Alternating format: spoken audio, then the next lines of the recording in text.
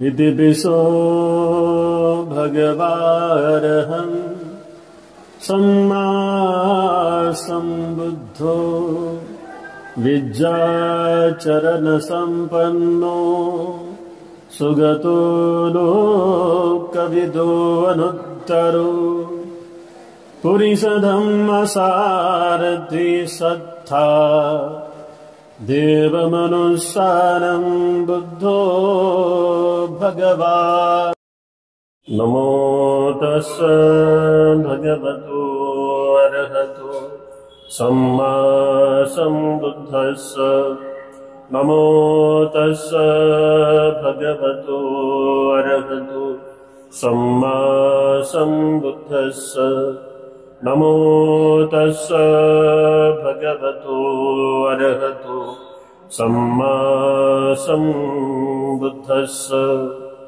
नालागिरि गजवरं अतिमत्तभूतं दावगिचकमसनीव सुदारुणन्तं मैतं बुसेकविधिना जितवा मुनिन्दो तं तेजसा भवतु ते जयमङ्गलानि।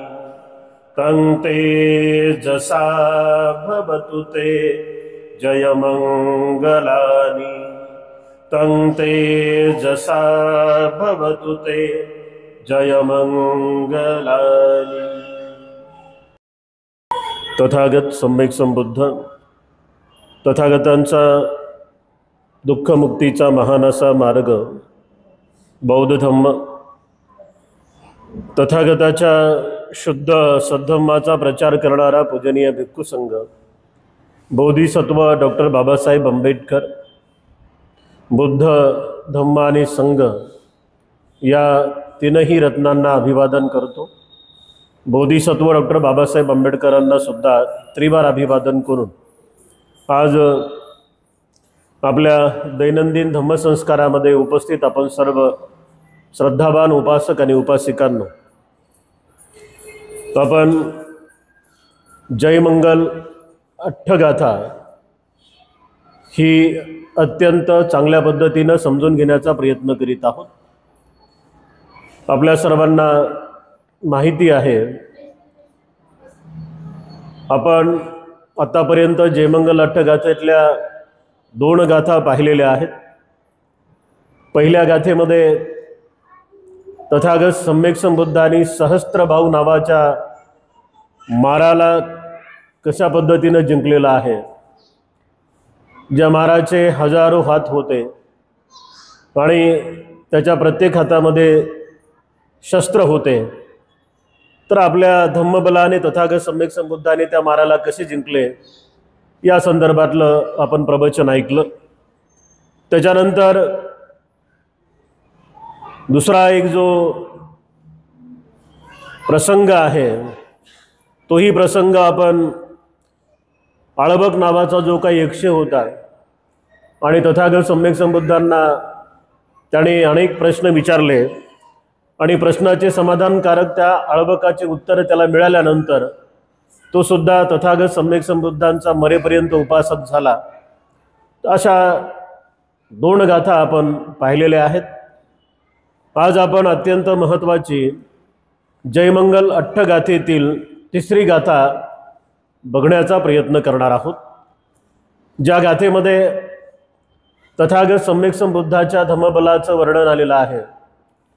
तथागत सम्यक संबुद्धांनी एका मदोन्नत झालेल्या हत्तीवरती कशा पद्धतीने विजय प्राप्त केला त्या संदर्भातली ही गाथा आहे आणि बौद्ध साहित्यामध्ये त्या संदर्भात अनेक ठिकाणी वर्णन करण्यात आलेलं आहे। गाथेवरूनच आपल्याला समजतं, गाथेतले जे काही शब्द आहेत, नालागिरी गजवरं अतिमत्त भूतं, नालागिरी गजवरं अतिमत्त भूतं, जो की अतिशय उन्मत्त झालेला हत्ती आहे आणि ज्या हत्तीचं नाव आहे नालागिरी, है ना। नालागिरी गजबरंग अतिमत्त भूतंग दाबगीचक्कमसनीब सुदारुणंतं. आणि तो कसा आहे, म्हणजे तो बलाढ्य हत्ती आहे, आणि बलाढ्य हत्ती असून सुद्धा तो दावगी चक्र म्हणजे अग्नीच्या चक्राप्रमाणे आहे, है ना, अग्नीच्या चक्राप्रमाणे आहे आणि विजेप्रमाणे अत्यंत भयानक आणि मदोन्नत अशा अवस्थेमध्ये तो आहे. तर नालागिरी नावाच्या हत्तीला तथागत सम्यक संबुद्धांनी जिंकलेला आहे. कशाने जिंकलेला आहे? तमेतम भुसेक विधिना जितबा मुनिंदो तं तेजसा भवतु ते जयमंगलानी. अशा या मदोमस्त झालेल्या हत्तीला, जो की मदिरा वगैरे प्राशन त्याला केल्या गेलेली होती, त्याने मदिरा प्राशन करून तो अतिशय भयानक अवस्थेमध्ये तथागत सम्यक संबुद्धांना मारण्यासाठी आला होता. पण तथागत सम्यक संबुद्धांनी कोणत्या साहाय्याने त्याच्यावर विजय मिळवला? तर मेतम भुसेक विधिना जितबा मुनिंदो, मैत्रीच्या पावसाने म्हणजे मैत्रीरूपी पावसाने त्याला जिंकले. त्या बुद्धाच्या बलाने तुमचे आमचे सर्वांचे कल्याण हो. एते न सच्च बज्जेन सोतुते हुंतु सबदा, अर्थात तंगते जसा भवतुते जयमंगलानी. या बुद्धांच्या प्रतापाने आपल्या सर्वांचे कल्याण हो, मंगल हो. तरीही नालागिरी नावाच्या हत्तीला कशा पद्धतीनं तथागत सम्यक संबुद्धांनी जिंकलं, त्याचं दमन केलं, तर त्या दमनाची ही सत्य अशी कथा आहे.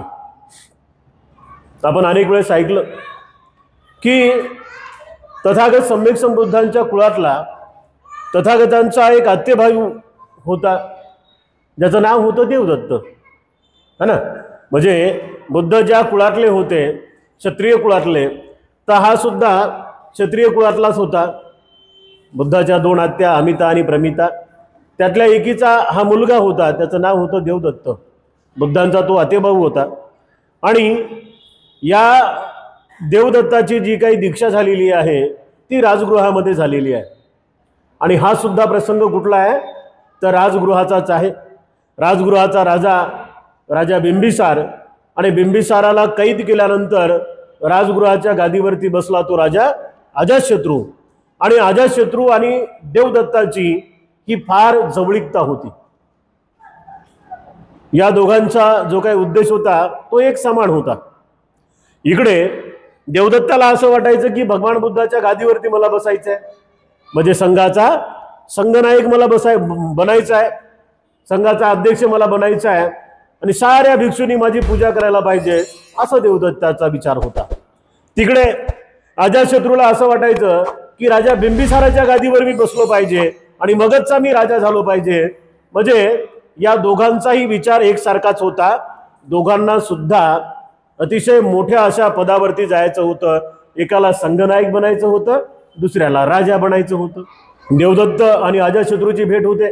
राजा अजातशत्रूला त्यांनी असं सांगितलं की हे बघा राजन, तुम्हाला तुमच्या राज्याचा राजा व्हायचा आहे आणि मला भिक्खू संघाचा अध्यक्ष व्हायचा आहे. माझं जर तुम्ही ऐकलं तर तुम्हीही राजा होणार आणि मी सुद्धा भिक्खू संघाचा अध्यक्ष होईन. देवदत्त आणि सिद्धार्थ गौतमामध्ये एकदा देवदत्त शिकारीसाठी निघालेला असतो आणि तो एक बाण एका राजहंसाला मारतो. राजहंसाला बाण लागल्यानंतर तो राजहंस खाली पडतो. तिथे धावत पळत सिद्धार्थ गौतम जातात. तो राजहंस अतिशय करुणेनं मैत्रीनं आपल्या हातामध्ये घेतात, त्याला पाणी वगैरे पाजतात आणि त्याच्या जखमेवरती मलमपट्टी वगैरे लावतात. तो बरा झाल्यानंतर राजहंस तेवढ्यातच तिथे देवदत्त येतो आणि देवदत्त येऊन त्याला सिद्धार्थ गौतमाला म्हणतोय की मी क्षत्रिय आहे आणि क्षत्रियाचा गुणधर्म आहे शिकार करणे, म्हणजे मी शिकार केलेली आहे आणि माझ्या शिकारीवर माझाच अधिकार आहे, असं देवदत्ताने सिद्धार्थ गौतमाला सांगितलं. देवदत्त तिथे अतिशय क्रूर भावनेनं सिद्धार्थ गौतमाला म्हणत होता की तू क्षत्रिय नाहीस का? आणि मी क्षत्रिय आहे, तूही क्षत्रिय आहेस, आपण एकाच कुळातले आहोत. आणि मग क्षत्रियांचा गुणधर्म आहे की शिकार करणे. मी राजहंसाला मारले तर याचं तुला नवल वाटलं पाहिजे होतं, चांगलं वाटलं पाहिजे होतं की क्षत्रियाचा धर्म देवदत्तानी पाळला. परंतु सिद्धार्थ गौतम म्हणाले की मारणारापेक्षा तारणारा हा श्रेष्ठ धनी असतो, है ना. मारणाऱ्यापेक्षा तारणारा हा श्रेष्ठ धनी असतो. तू त्याला मारलं, तू त्याला रक्तबंबाळ केलं, परंतु मी अतिशय करुणेनं त्याला उचललं, त्याला पाणी पाजलं, लगबगीनं त्याच्या जखमेवरती औषध लावली. आता तू व्यवस्थित आहे. पण काही झालं तरी देवदत्ता हा राजहंस काय मी तुला देणार नाही. मग प्रश्न गेला ते राजासमोर, है ना. प्रश्न गेला ते राजासमोर आणि राजासमोर सुद्धा देवदत्त असाच म्हणत होता की मी क्षत्रिय आहे आणि माझा शिकार करणे अधिकार आहे. परंतु त्या ठिकाणी सिद्धार्थ गौतमाने अतिशय खूप चांगल्या पद्धतीनं मारणाऱ्यापेक्षा तारणारा कसा श्रेष्ठ धनी असतो किंवा मारणाऱ्यापेक्षा तारणारा किती करुणावान असतो आणि करुणेनेच एकमेकांची जीव वाचतात, प्राणी वाचतात, अशा पद्धतीचा खूप चांगला असा तिथं संवाद त्या राजामध्ये, देवदत्तामध्ये आणि सिद्धार्थ गौतमामध्ये होतो. आणि नंतर राजा तो राजहंस सिद्धार्थ गौतमाच्या स्वाधीन करतात. सिद्धार्थ गौतम बाहेर आल्यानंतर राजवाड्यातून त्या राजहंसाला मुक्तपणे संचार करण्यासाठी सोडून देतात. तर हा एक प्रसंग. आता या प्रसंगावरून झालं असं की देवदत्ताच्या मनामध्ये तेव्हापासून सिद्धार्थ गौतम यांच्या विषयी खूप काही क्रोध भावना जागली आणि ती क्रोध भावना जवळजवळ देवदत्त मरेपर्यंत सुद्धा त्याच्या चित्तातून गेली नाही. सिद्धार्थ गौतमाला आणि देवदत्ताला या प्रसंगावरून त्या दोघांमध्ये वैरत्व निर्माण झालं. कोणत्या प्रसंगावरून? तर राजहंसाला का बरं वाचवलं या प्रसंगावरून त्या दोघांमध्ये क्रोध भावना निर्माण झाली. परंतु आपला सिद्धार्थ गौतम हा मैत्रीवान होता आणि सिद्धार्थ गौतम बुद्ध झाले तरीही भिक्खू संघामध्ये आलेल्या देवदत्ताला राजगृहामध्ये त्याची दीक्षा झाली, त्याची पदज्जा झाली. भिक्खू संघामध्ये आलेल्या देवदत्ताला सुद्धा मैत्री भावनेचा अजिबात मरेपर्यंत विकास करता आला नाही. तो मेला, अतिशय जर्जर आजारी होऊन मेला. परंतु शेवटच्या क्षणी सुद्धा त्याला तथागत सम्यक संबुद्धांची भेट झाली नाही आणि त्याच्या मनात बुद्धाविषयी सुद्धा करुणा जागली नाही.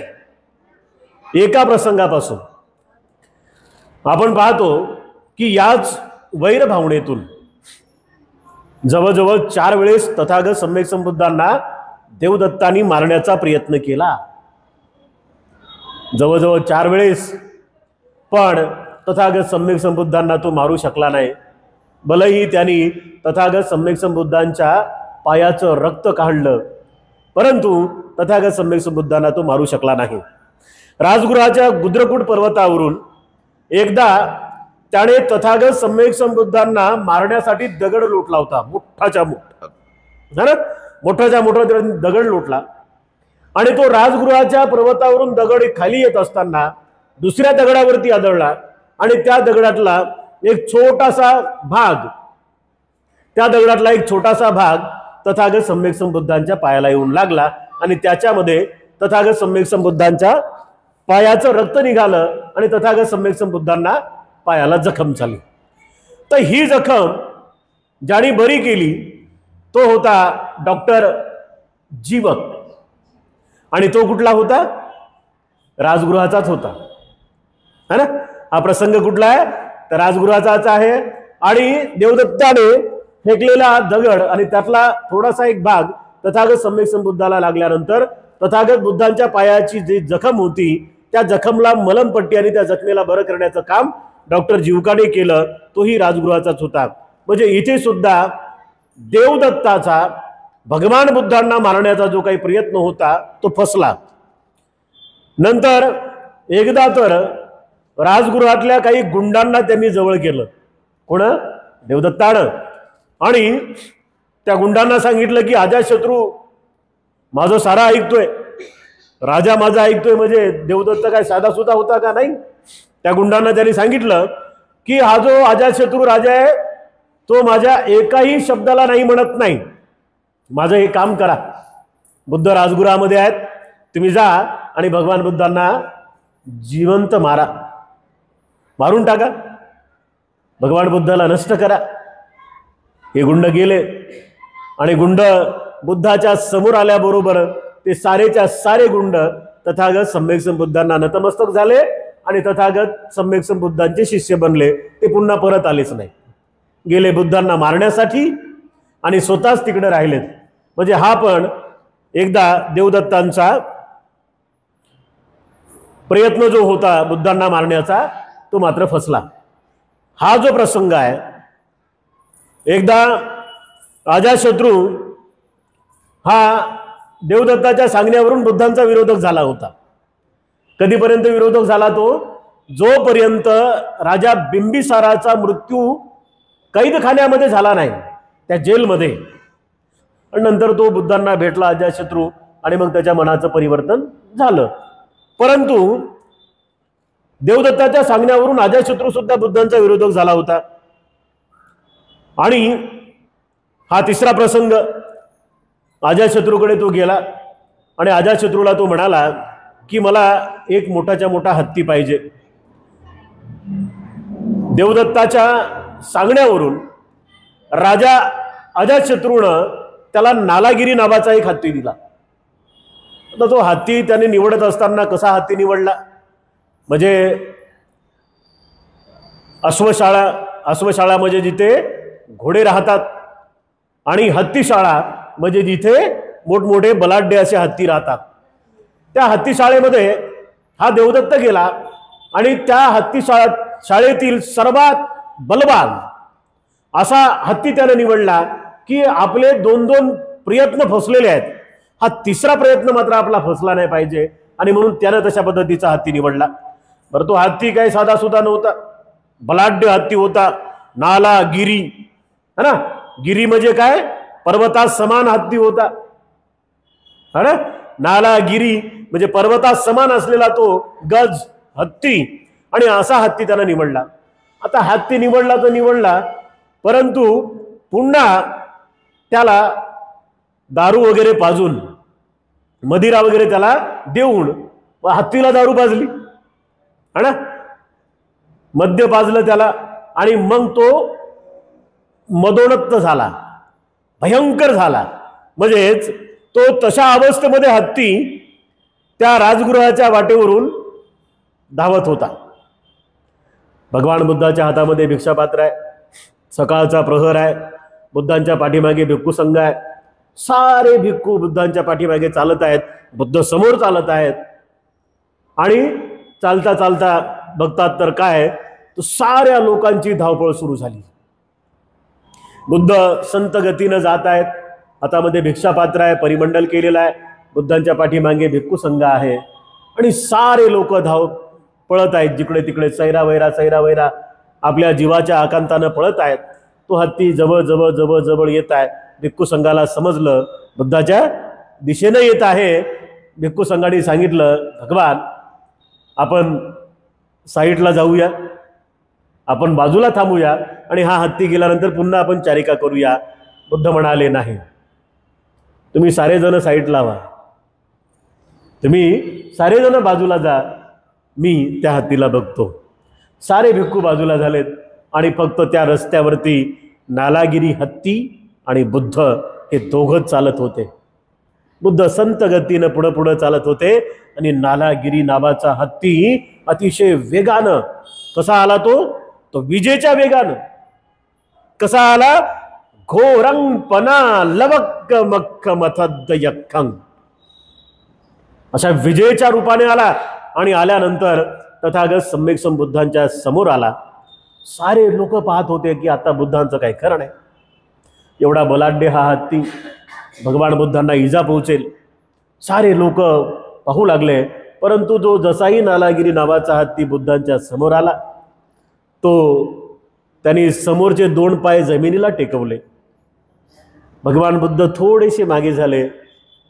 एक पाय बुद्धांनी उजवा पाय मागे घेतला आणि त्या हत्तीनं तथागत सम्यक संबुद्धांचा जिथे पाय होता ती जमिनीवरची माती अशी सोंडेमध्ये घेतली आणि आपल्या डोक्यावरती शिंपडली. सारे लोक चकित झाले. झालं कसं काय? एवढा हा बलाढ्य हत्ती, बुद्धांकडे कोणतं बल आहे, बुद्धांकडे कोणती शक्ती आहे की तथागत सम्यक संबुद्धांनी सहस्त्रबाहू नावाच्या माराला सुद्धा जिंकले, वाळवक नावाच्या यक्षाला सुद्धा जिंकले. भगवान बुद्धाकडे आहे कोणतं बल की ज्या बलाने सारे लोक तथागत सम्यक संबुद्धांना शरण जाऊ लागले आणि बुद्धांनी या साऱ्या लोकांचं दमन केलं. तर बुद्धांकडे ते बल होतं. मेतम बुसेख विधिना जितवा मुनिंदो तंग तेजसा भवतु ते जय मंगला. कोणत्या बलानं? मेतम भुसेख विधिना जितवा मुनिंदो तंग तेजसा भवतु ते जय मंगलानी. हा जो काही प्रसंग आहे तो सत्य प्रसंग आहे. या सत्यवचनाने तुमचे आमचे कल्याण हो. कोणतं सत्यवचन? मेतम भुसेख विधिना म्हणजे मैत्रीच्या पावसाने, है ना, मैत्री करुणेनं असा बुद्धाने हातवरी केला आणि तो हत्ती सुद्धा भगवान बुद्धांना नतमस्तक झाला. आणि नतमस्तक झाल्यामुळेच भगवान बुद्धांच्या महापरिनिर्वाणानंतर काही भिक्खूंनी या जय मंगलाट्य गाथेतील या गाथेची निर्मिती केली की ज्यामध्ये वर्णन करण्यात आलेलं आहे की नालागिरी नावाच्या हत्तीला सुद्धा तथागत सम्यक संबुद्धांनी संयमित केलं. नालागिरी नावाच्या हत्तीला सुद्धा तथागत सम्यक संबुद्धांनी आपल्या मैत्री रूपानं त्याला शांत केलं आणि त्यांनी सुद्धा तथागत सम्यक संबुद्धांचं वंदन केलं. तर हा जो काही प्रसंग आहे हा संपूर्णच्या संपूर्ण प्रसंग नालागिरी हत्तीचा राजगृहातला आहे. आता इथे झालं असं की राजगृहामध्ये हे 2 क्रूर मित्र, अजातशत्रू म्हणजे न सुधारलेला अजातशत्रू आणि मरेपर्यंत सुद्धा न सुधारलेला देवदत्त, है ना. हा राजाचा पुत्र होता पण मरता मरता तो सुधारला. म्हणजे त्यांनी धम्मपरिषदा घेतल्या. पहिली धम्मपरिषद अजातशत्रूनच घेतली ना, हे का नाही. आणि 500 अनंत भिक्षूंच्या उपस्थितीमध्ये अजातशत्रूंनी त्या साऱ्या परिषदेची व्यवस्था केली होती. म्हणजे वडील मेल्यानंतर तो सुधारला, परंतु हा मरेपर्यंत पण सुधारला नाही देवदत्त. मग देवदत्त का बरं नाही सुधारला, हे का नाही. मी तुम्हाला वर्षावासामध्ये बौद्ध धम्मातल्या सिद्धांतातील 4 आर्यपद शिकवले होते. श्रोतापन्न, सकृदागामी, अनागामी आणि अरहंत. आता श्रोतापन्न म्हणजे काय? तर सक्काय दिठ्ठी, विचिकित्सा, सीलवत आणि परामर्श. सक्काय दिठ्ठी, विचिकित्सा, सीलवत आणि परामर्श. काही 3 मनाचे बंधन आहेत. तर या 3 मनाच्या बंधनातून बाहेर येणारा व्यक्ती मातृहत्या, पितृहत्या, अर्हताची हत्या, बुद्धांच्या शरीराचे रक्त काढणे, आणि संघात फूट पाडणे व स्वहत्या करणे, हे 6 प्रकारचे महापाप सांगितलेले आहेत. गरुकर्म म्हटलेलं आहे की याच्यातून मुक्तताच नाही, बिलकुल मुक्तता नाही. इथे 999 खून करणारा डाकू अंगुलीमाल सुधरू शकतो, पण आईची हत्या करणारा सुधरू शकत नाही, पित्याची हत्या करणारा सुधरू शकत नाही, अर्हताची हत्या करणारा सुधरू शकत नाही, बुद्धांच्या शरीराचं रक्त काढणारा सुधरू शकत नाही, आणि संघात फूट पाडणारा व स्वहत्या करणारा सुधरू शकत नाही. लक्षात घ्या. मग देवदत्तानं यातले कोणते कोणते महापाप केले? देवदत्तानं यातलं पहिलं महापाप केलं की यांनी तथागत सम्यक संबुद्धांच्या शरीरातलं रक्त काढलं. बरोबर आहे का? बरं अधोगती झाली. अधोगती यामुळे झाली की त्यानं बुद्धाच्या पायाचं रक्त काढलं, म्हणजे बुद्धाच्या शरीरातलं रक्त काढलं. आणि दुसरी गोष्ट त्याने केली होती, त्यानं संघामध्ये फूट पाडली होती. देवदत्तानं स्वतःचा संघ निर्माण केला होता आणि देवदत्त बुद्धासारखाच बोलायचा, बुद्धासारखा त्याचा आवाज होता. म्हणजे कोणी जर तोंड न पाहता त्याचे शब्द ऐकले तर लोकांना असं वाटतं की साक्षात भगवान बुद्ध बसलेले आहेत, है का नाही. म्हणजे ह्या दोन गोष्टी देवदत्ताने केल्या आणि म्हणून देवदत्ताला काही सुगती मिळाली नाही. ना जिवंतपणी त्याला सुगती मिळाली, ना मेल्यानंतर त्याला सुगती मिळाली. पण इथे अजातशत्रूकडून एक महापाप झालं. कोणतं महापाप झालं? पितृहत्या. बरं, त्यानं स्वतः केली का? नाही, पण त्यांनी दुसऱ्याच्याकडून पितृहत्या केली आणि म्हणून तो सुद्धा, त्यानं बरेही कुशल कर्म केले नंतर, त्याचे वडील गेल्यानंतर, पण तोही सुद्धा श्रोतापन्न झाला नाही आणि त्याला सुद्धा सुगती भेटली नाही. ना जिवंतपणे सुगती भेटली, ना मेल्यानंतर सुगती भेटली. आणि म्हणून शेवटी देवदत्ताची जी अवस्था होती ती अतिशय भयंकर अशी अवस्था त्याची झाली.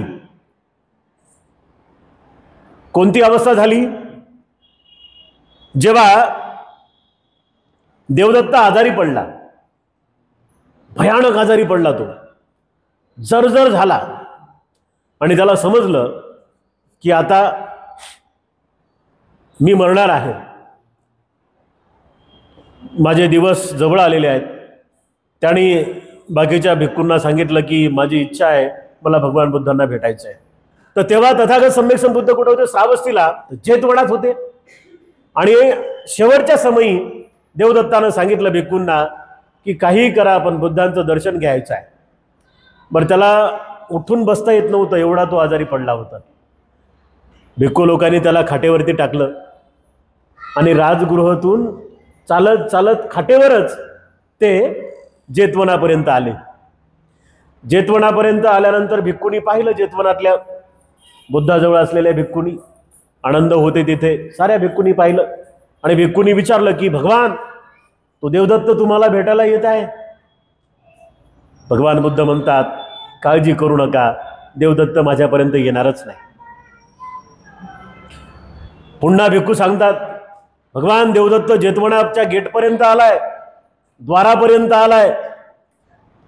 अगदी जेतवनाच्या दरवाजाजवळ आल्यानंतरच त्या खाटेवरती आजारी पडलेल्या देवदत्ताला फार मोठा झटका येतो, ज्याला तुमच्या आमच्या भाषेमध्ये अटॅक आता आपण म्हणतो. तर त्या जबरदस्त झटक्यामुळे त्याचा मृत्यू जेतवनाच्या गेटजवळच होतो आणि त्याला मात्र शेवटच्या समयी काय तथागत सम्यक संबुद्धांचं दर्शन होत नाही. आणि म्हणून तो जिवंतपणी सुद्धा अधोगतीला गेला आणि मेल्यानंतर सुद्धा अधोगतीला गेला. त्याला जिवंतपणी सुद्धा सुगती भेटली नाही आणि त्याला मरेपर्यंत सुद्धा सुगती भेटली नाही. का भेटली नाही? कारण भगवान बुद्धांना अनेक वेळेस मारण्याचा प्रयत्न केला. नालागिरी नावाचा हत्ती सुद्धा सोडला, दगड राजगृहाच्या पर्वतावरून टाकला, गुंड मारायला पाठवले, है ना.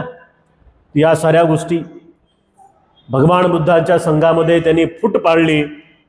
त्यामुळे त्याला मात्र सुगती भेटली नाही. भगवान बुद्धाच्या पायाचं रक्त काढलं, अंगाचं रक्त काढलं आणि त्याच्यामुळे याचे अपकर्म झाल्यामुळे त्याला काही सुगती मिळाली नाही. आणि म्हणून उपासक आणि उपासिकांनो, आपणही तथागत सम्यक संबुद्धांच्या या मैत्री बलाविषयी खूप चांगल्या पद्धतीनं ऐकलं पाहिजे आणि त्याच्यावरती काम केलं पाहिजे. तर नालागिरी नावाच्या मदोन्नत झालेल्या हत्तीवरती तथागत सम्यक संबुद्धांनी कशाच्या आधारावरती विजय प्राप्त केला, त्या नालागिरी नावाच्या हत्तीचं दमन कसं केलं, तर त्याचं उत्तर आहे मेत्तम भुसेक विधिना जितवा मुनिंदो तं तेजसा भवतुते जयमंगला. है ना. म्हणजे नालागिरी नावाच्या हत्तीवरती आपल्या मैत्रीरूपी पावसाचं सिंचन करून तथागत सम्यक संबुद्धांनी नालागिरी नावाच्या हत्तीचं दमन केलं. तर ही नालागिरी हत्तीच्या दमनाची कथा आणि त्या संदर्भातला इतिहास आपण खूप चांगल्या पद्धतीनं समजून घेऊन तथागत सम्यक संबुद्धाची मैत्री भावना आपल्या जीवनामध्ये विकसित करण्याचा प्रयत्न करावा। यामध्येच आपल्या सर्वांचं कल्याण आहे, यामध्येच आपल्या सर्वांचं मंगल आहे। आजच्या धम्मसंस्कारामध्ये अधिक आपणास उपदेश न देता इथेच हा उपदेश संपन्न करतो। मोठ्या संख्येनं आपल्या सातवाहन बुद्ध विहारामध्ये उपस्थित आपल्या सर्वांविषयी खूप खूप मंगलमैत्री व्यक्त करतो। विशेषतः धम्मोदय द राईज ऑफ धम्मा या आपल्या यूट्यूब चॅनलला बघणाऱ्या सर्व दर्शकांसाठी सुद्धा खूप खूप मंगलमैत्री व्यक्त करून आजचा धम्मसंस्कार संपन्न करतो। भवतु सब मंगलं, आपल्या सर्वांचे मंगल हो।